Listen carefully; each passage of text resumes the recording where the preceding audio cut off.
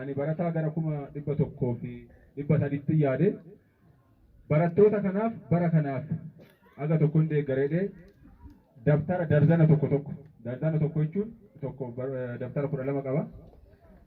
Hunda isaaniitiifuu darzana tokko akka wal ga'utti mana barumsa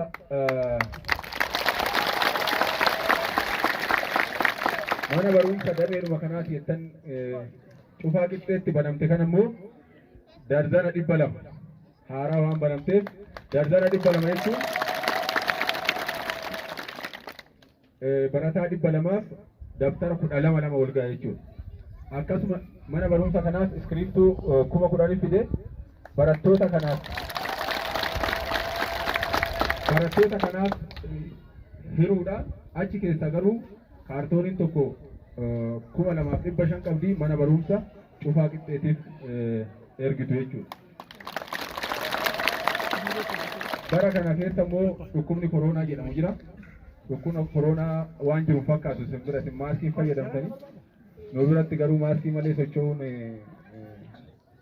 baay'ee sodaachisaadha.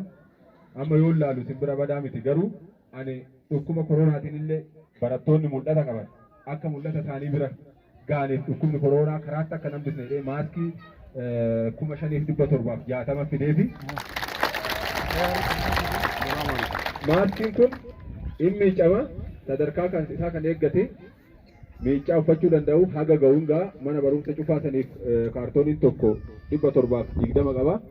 Isa geessituu fi saamunaa harkaa asitti fuuldura kanatti agarree harkaan yeroo barattoonni mana fincaanii seentan akkuma irraa bartaniif hin gaayyachuu fi miti namoonni biroo akka isin deeggaranneef akkuma sila warri na dura dubbachaa ture waan tokko akka irraa godhataniif 384 harkaan dhiqattu jechuudha. Barsiistonnis barattoonnis mana barumsa kanaaf ta'a.